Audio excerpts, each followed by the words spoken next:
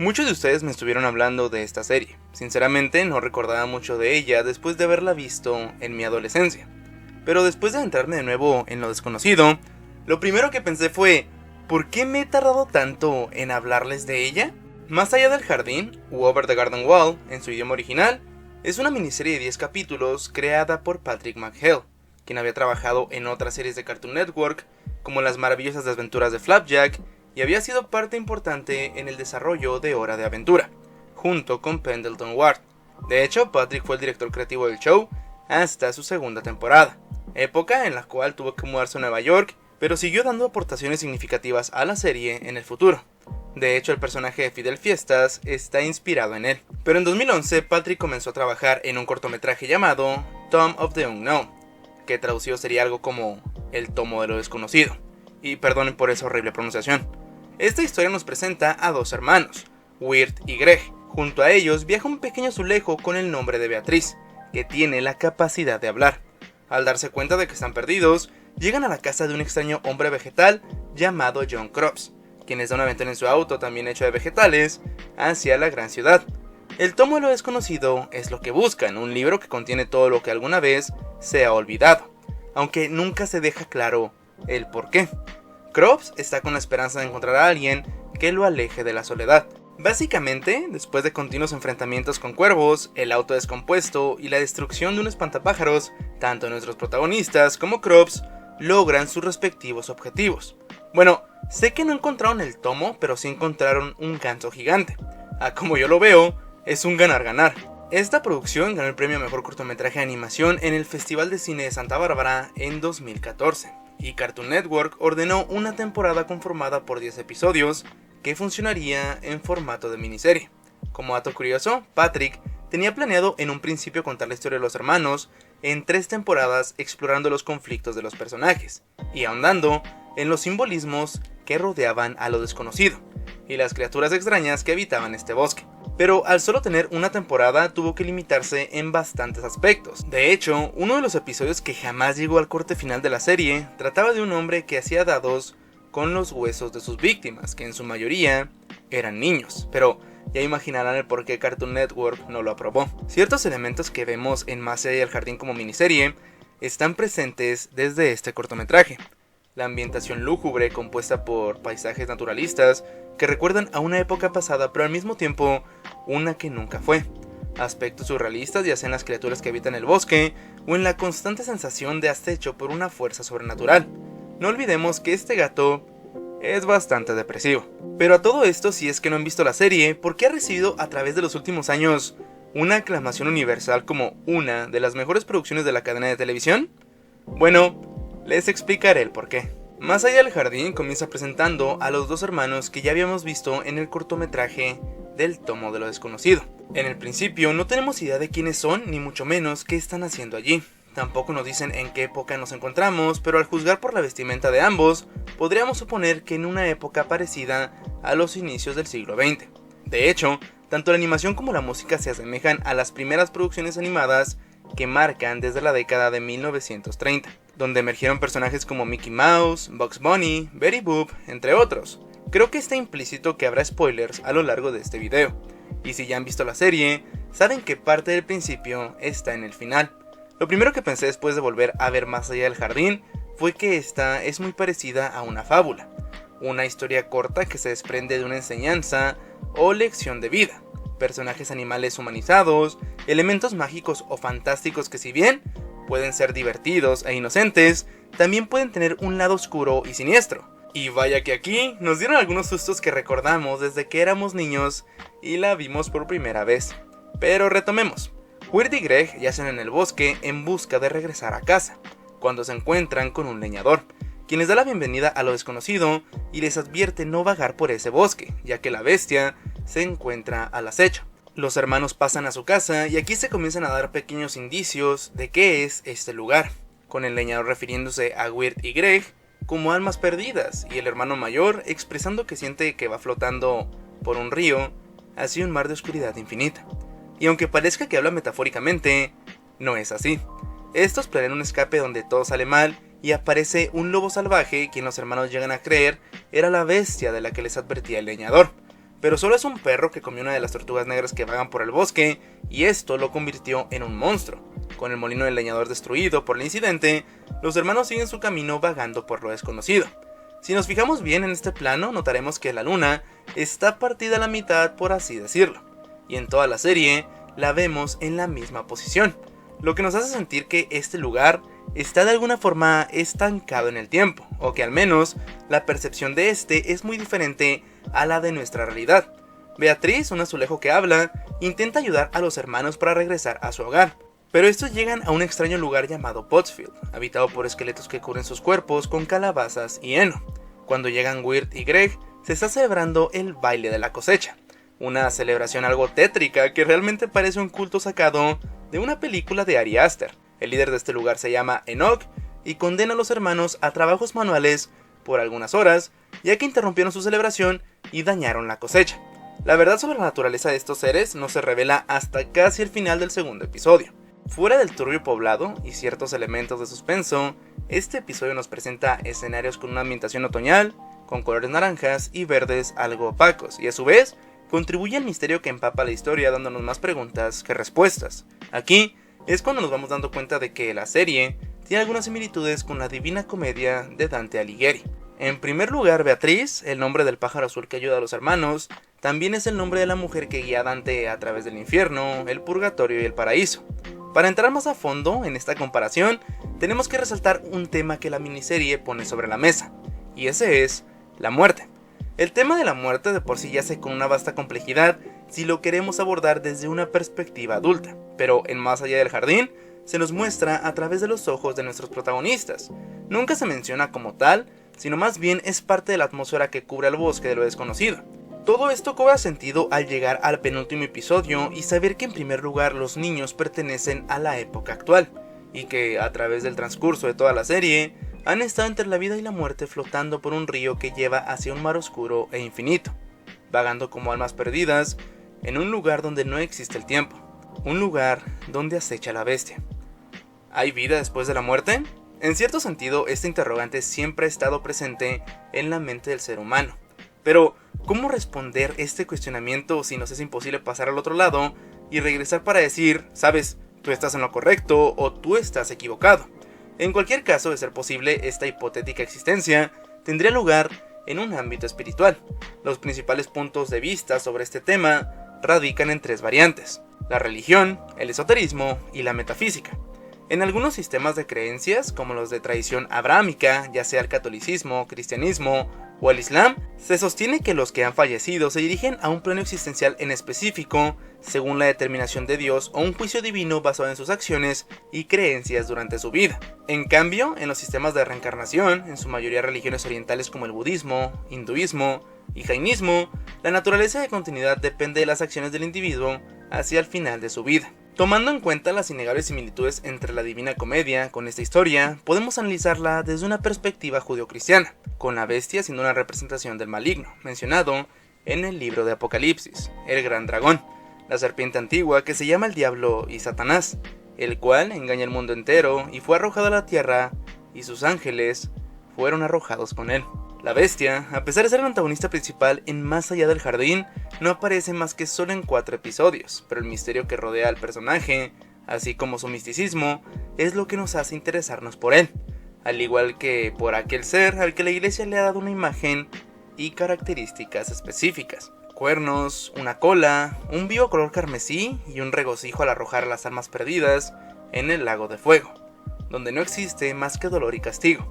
Pero primero que nada, antes de que se imaginen esto cuando hablemos de Satanás o el maligno, su nombre proviene del hebreo Satán, que quiere decir enemigo, oponente o adversario. Una entidad decididamente malévola que posee cualidades malignas. También es llamado el padre de la mentira, que estorba a aquellos que desean hacer el bien debido a su propia naturaleza. Es un destructor y un divisor. Según algunos historiadores, esta dualidad entre el bien y el mal se deriva de la cultura persa, específicamente de las enseñanzas de Zaratustra, un precursor del monoteísmo. Poniendo este marco de referencia, la bestia vendría a ser en la serie la representación del diablo, un ser que depende del aceite que sale de los árboles formados por los cuerpos de aquellos que se pierden en lo desconocido, acechando a los niños que han caído en este lugar, el bosque de la muerte. pero para reclamarlos como suyos, debe despojarlos de toda esperanza, como vemos en el episodio 8, cuando Weird se rinde y agoniza, y lentamente comienza a convertirse en un árbol que alimentará a la linterna. Pero quiero darle importancia a otros aspectos de la historia. Luego volvemos con la bestia. En el capítulo 3, los hermanos y Beatriz se encuentran con una escuela para animales, con una maestra, digamos, poco estable emocionalmente, y estamos siendo muy amables. Este capítulo captura la esencia de una fábula clásica, con los hermanos ayudando a salvar a la escuela y derrotando al temible gorila que acecha a la misma, quien resultó ser Jimmy Brown, el hombre que dejó a la maestra con el corazón hecho pedazos por su ausencia. Déjenme decirles que fácil esta podría ser una maestra en México, toda la clase hablando sobre el trágico proceso de su divorcio, y dejándonos a los alumnos con la idea de que un matrimonio jamás será feliz. ¿Sí? Gracias, profesora Berta, jamás la olvidaré. Mis animales favoritos de este episodio son el mapache y la zarigüeya con pantaloncillos, que no dudó ni un momento en ponerse en modo psycho para detener al gorila. Después de irse de la primaria para animales, los hermanos y Beatriz llegan a una taberna para pedir indicaciones para llegar con Adelaide, una mujer que los puede ayudar a regresar a casa. Aquí por primera vez se nos revela información acerca de quiénes son realmente Weird y Greg. Ellos son hermanastros, ya que Greg es hijo del nuevo esposo de la madre de Weird, lo cual explicaría el porqué su trato algo hostil en ciertos momentos de la serie.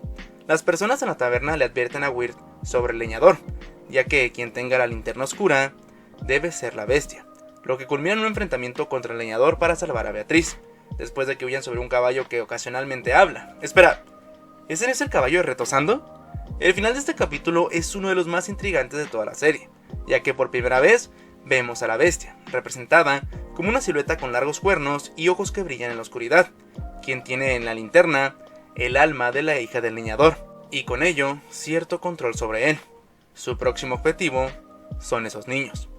En el quinto episodio, los hermanos se hacen pasar por sobrinos de un hombre rico llamado Quincy Endicott, quien se siente cada vez más perdido en la grandeza de su mansión, con el inquietante sentimiento de soledad escalando sobre la fría base de sus huesos.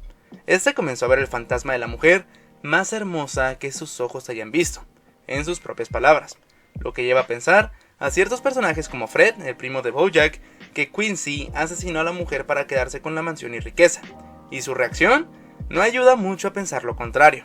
Pronto se dan cuenta de que realmente estas son dos mansiones que se encuentran conectadas, y que ambos son ricos aristócratas que han hecho su fortuna a base de tés. Al percatarse de la confusión, Endicott le agradece a Greg su ayuda para superar sus miedos, y le dan 2 centavos, que es lo que necesitan para subir a un ferry que los llevará con Adelaide. Pero Greg decide lanzar los centavos hacia una fuente diciéndole a su hermano que Quincy lo malinterpretó, y que no tiene fortuna. Un detalle que se nos puede pasar por alto más adelante en la serie es que cuando se nos muestra el flashback, específicamente cuando los hermanos entran al cementerio, se puede ver la tumba de Quincy Endicott, dándonos a entender que este, al igual que quizás todos los habitantes de lo desconocido, están muertos. Y si este limbo reúne a personas de diversas épocas, y al enfrentar sus miedos y superar su propia culpa, vuelven a su respectivo periodo de tiempo, lo menciono por las escenas que vemos al inicio del primer capítulo y al final del último. El leñador reuniéndose con su hija, Beatriz y su familia volviendo a la normalidad, o la maestra y Jimmy Brown llevando a los alumnos animales al circo. A través de la serie, Weird y Greg ayudan a estas personas a superar ciertos obstáculos o problemas, y quizás estas buenas acciones, como recompensa, los hicieron volver a la vida. Claro, tampoco podemos dejar de lado el hecho de que derrotaron a la bestia, pero más adelante ahondaremos en ello. Sin dinero para el ferry, nuestros personajes se cuelan en uno, que casualmente transporta ranas. Los hermanos están contentos por llegar con Adelaide, pero Beatriz solo se muestra incómoda respecto a esto. Son perseguidos por la seguridad por no tener boleto, así que después de una persecución donde tiran los renacajos de una pareja... eso pasó, terminan siendo parte de la banda del ferry, con la rana de Greg demostrando sus dotes como cantante. Digo rana porque a lo largo de la serie, Greg siempre le pone nombres diferentes. Aquí, una corta recopilación. Kitty, Weird Jr., George Washington, señor presidente, Benjamin Franklin, Greg Jr., Skipper Ronald y finalmente Jason Funderburker, el mejor nombre para una rana. Al pensar que podría significar ir en el ferry para nuestros personajes y recordando su relación con la obra de Dante, esta podría ser una referencia hacia el río Aqueronte, uno de los 5 ríos del inframundo, donde todo se hunde excepto la barca de Caronte, quien cruza las almas a través de este río a cambio de 2 monedas que se ponían en los ojos de los difuntos para pagar la travesía. La coincidencia aquí es que los hermanos también necesitaban 2 centavos para pagar el boleto del ferry. La razón por la que Beatriz no quería llevar a los hermanos con Adelaide era porque ésta no los ayudaría a regresar, más bien los quería aprisionar y ponerlos a su merced. Esto es lo que le ordenaba la voz de la noche, la bestia de la eterna oscuridad. Pero una vez en peligro, Beatriz decide acabar con ella y ayudar a los hermanos a escapar. Y si se preguntaban por qué ella traicionaría a los hermanos en primer lugar, era porque Adelaide tenía las tijeras que podrían volver a Beatriz y a su familia en personas de nuevo y romper la maldición que los volvió azulejos en primer lugar. Debo decir que el momento donde la bruja se derrite por el aire me recordó al Mago de Oz, cuando la bruja de la historia hace lo mismo con el agua. Con la idea de que Beatriz los traicionó, los hermanos ahora vagan por el bosque en medio de la lluvia, encontrándose con el leñador y huyendo hasta llegar a una casa supuestamente abandonada, donde habita una chica llamada Lorna, que les advierte que se vayan antes de que llegue la tía Susurros, un personaje que inevitablemente me recordó a Yubaba, la dueña de la casa de los baños en El viaje de Chihiro, y principal antagonista de la historia. Y si lo ponemos a modo de comparación, El viaje de Chihiro trata sobre una niña de 12 años que se transporta a un mundo fuera de la realidad como la conoce, lleno de magia y dioses, junto a otro tipo de seres extraños, donde tendrá que conseguir su libertad y la de sus padres, aprendiendo valores como la responsabilidad y el esfuerzo, luchando contra lo sobrenatural desde algo cotidiano. Pero en sí, la película no trata de ser un cuento con una moraleja, sino una reflexión sobre distintos temas, y creo que con Más allá del jardín ocurre algo similar. Tía Susurros controlaba a Lorna con una campana, ya que debía estar haciendo trabajo en casa porque de lo contrario se transformaba en una fuerza demoníaca caníbal. Así que después de darse cuenta de que la tía Susurros no era de quien debían escapar realmente, sino de Lorna, quien estaba a punto de devorarlos, los hermanos huyen de la casa y utilizan la campana que la rana de Greg casualmente se comió para ordenar al espíritu que abandone el cuerpo de la joven. La tía Susurros agradece a los chicos y les advierte sobre su hermana Adelaide, aunque ya es algo tarde para eso. Como dato curioso, quien le da voz a la tía Susurros en la versión original es Tim Curry, conocido por darle vida al payaso Pennywise en la adaptación televisiva de It de los años 90. Al final de este capítulo es cuando Weird va perdiendo el ánimo y la esperanza de volver a casa, con lo que la bestia se regocija. Pronto no habrá más opción que rendirse para ambos niños. El inicio del octavo episodio muestra que Weird ya ha aceptado su destino y le pide a su hermano que admita que no volverán a casa. Este es uno de los capítulos más densos de la serie y lleno de simbolismos. Lo primero que podemos pensar es que Greg, al llegar a la ciudad de las nubes, ha muerto, pero gracias a la inocencia que presupone su condición de niño, su optimismo y su fe, tiene la oportunidad de pasar hacia un plano existencial fuera del control de la bestia, un tipo de paraíso. Pero por otro lado, Weird, al rendirse ante sus miedos e inseguridades, se convierte en propiedad de este ser. Por ello, cuando la reina de las nubes le dice a Greg que le concederá un deseo, este pide tomar el lugar de su hermano, culpándose por ser un mal líder, despidiéndose de Weird con este amor y admiración con el que solo los hermanos menores le hablan a los mayores, y con este enojado aún con su hermano, despreciándolo y culpándolo sin tomar parte de la responsabilidad. Para cuando Weird se despierta, ya es demasiado tarde, la bestia ya se ha llevado a su hermano. En el episodio 9 se nos revela todo lo que pasó anteriormente y por qué ambos terminaron allí. Pero detengámonos un momento, y ahora, con todo este contexto, veamos si podemos catalogar a Más allá del jardín como una reinterpretación de la Divina Comedia. En la novela de Dante, el infierno está conformado por 9 círculos de forma concéntrica, es decir, es como un cono invertido con niveles decrecientes. En la epopeya, Dante es guiado por Virgilio, un poeta romano. En el primer episodio, después de luchar contra la presunta bestia y destruir el molino del leñador, los personajes cruzan el río y este les advierte que indagar en lo desconocido es la muerte de toda esperanza. En la obra italiana, se dice que grabada sobre las puertas del infierno está la inscripción: abandonad toda esperanza, quienes aquí entráis. El primer círculo del infierno es el limbo. En el capítulo 2, nuestros personajes llegan a Pottsfield, donde habitan los esqueletos disfrazados.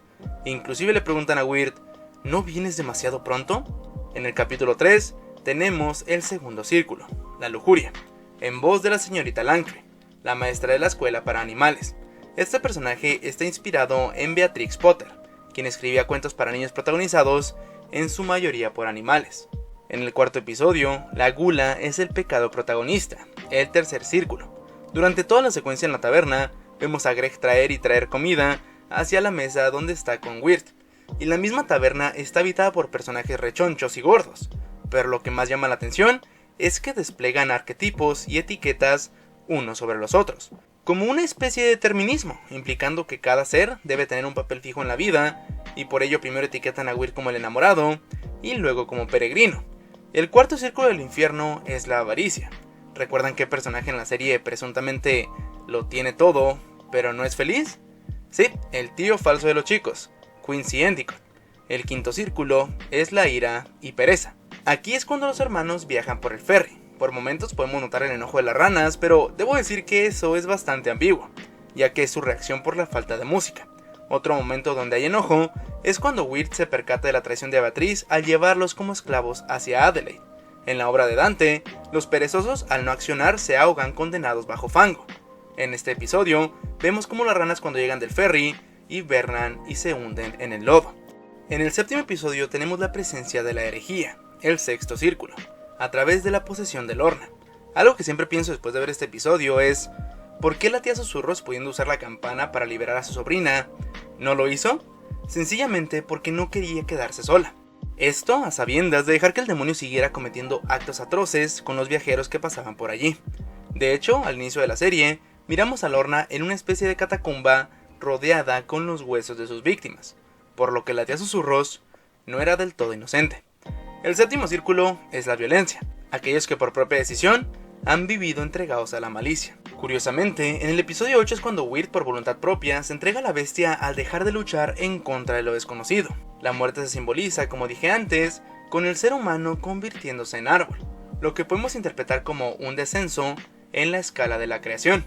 Las plantas no piensan, no padecen y no sienten desde un marco de la filosofía naturalista.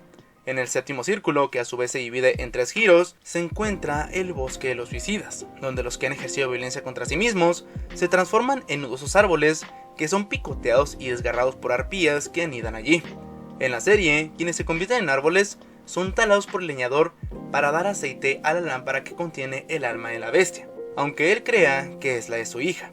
El octavo círculo es el fraude, por ello el episodio del flashback es tan importante, ya que se desarrolla en Halloween, una fiesta pagana que simboliza esto, ya que las personas se disfrazan de algo que no son, utilizan máscaras y además practican el dulce o truco. Podrá parecer algo inocente hoy en día, pero el Halloween inició como una fiesta de los celtas, un pueblo que habitaba en diversas partes de Europa, como celebración hacia Samaín, el señor de la muerte, al que le daban ofrendas y sacrificios humanos para convertirse en una especie de oráculos, pero no profundizaremos tanto en esto.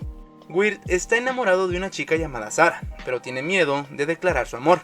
Lo invitan al cementerio, se niega a ir, pero termina yendo. El nombre del cementerio es Eternal Garden, el jardín eterno, lo que le da un significado más profundo al título de la serie. El jardín es el horizonte que tememos cruzar al final del camino.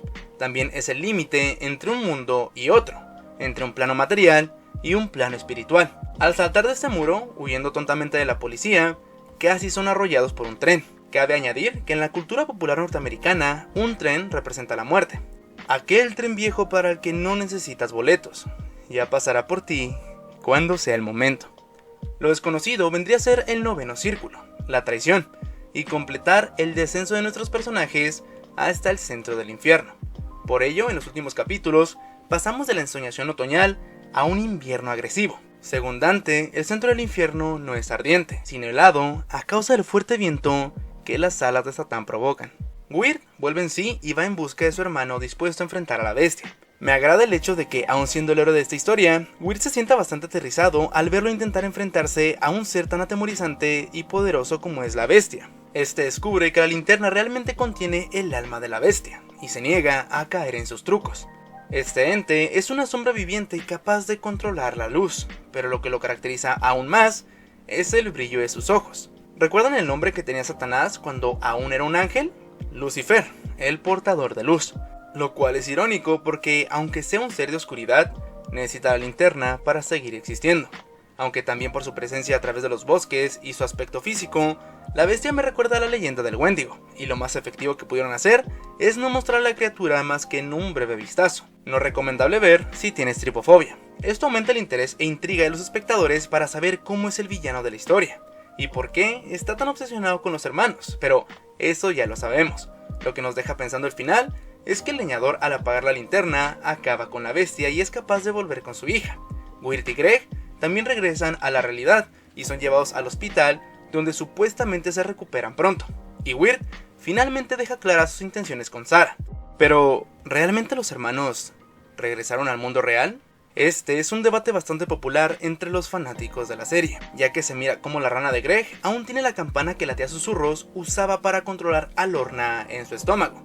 ¿Cómo es posible que la tenga si el viaje de los hermanos no ocurrió en este plano existencial? ¿Será acaso que nunca volvieron sino que finalmente aceptaron su destino y ambos murieron? Esto cobra más sentido cuando analizamos la letra de la canción que suena al final de la serie. Bailando en un remolino de recuerdos dorados, están las mentiras más hermosas de todas, mientras que en el doblaje la traducen como una dulce ilusión. ¿Esto nos estará dando una pista? Se los dejo a su interpretación. En lo personal me gusta pensar que ambos hermanos sí volvieron, ya que podemos ver que Greg regresa a la piedra que robó del jardín de la señora Daniels, pero como seres humanos siempre queremos un final feliz en la ficción, ya que usualmente no lo podemos obtener en la realidad. Preferimos una hermosa mentira, una que nos lleve lejos, al horizonte, quizás a un lugar más allá del jardín. Más allá del jardín es una tremenda joya, de las mejores series que ha estrenado Cartoon Network en la última década. No puedo terminar este video sin mencionar la importancia de la música en la historia, compuesta por The Blasting Company. Esta contribuye estética y expresivamente a la serie en función estructural y en el desarrollo temático de cada uno de los episodios. Es sincrónica, y tal cual las rimas en un poema, existe una relación simbiótica con esta atmósfera íntima y naturalista, que nos hace sentir en una época pasada, pero al mismo tiempo, una que nunca ocurrió. Entre otras influencias, además de las mencionadas como Estudio Ghibli, también tenemos el cine de Tim Burton, que toma el estilo gótico del expresionismo alemán, como se ve en Sleepy Hollow, o la adaptación del Gran Pez, otra historia que vislumbra entre la realidad y la fantasía. La serie es una especie de amalgama que mezcla influencias artísticas, literarias y filosóficas. Se mencionó mucho a Dante en este video, pero también hay influencia de escritores como Edgar Allan Poe, Mark Twain y Lovecraft en la obra. El terror nace de la desesperanza y la pérdida, y en solo 10 capítulos, los hermanos nos llevan por un viaje que estoy seguro no olvidaremos fácilmente, mostrando que de nuevo vale muchísimo más la calidad antes que la cantidad, con una fábula que si bien no pertenece al género del terror, llega a ser siniestra por momentos. Pero eso no quiere decir que no sea apta para todas las audiencias. Dejen de pensar que solo por tratarse de una serie de animación, solo es aceptable que la vean niños. Si no lo han hecho, se están perdiendo de mucho. Así que recomiendo que la vean al terminar de ver este video. Chicos, no tienen idea de cómo me encantó hacer este video.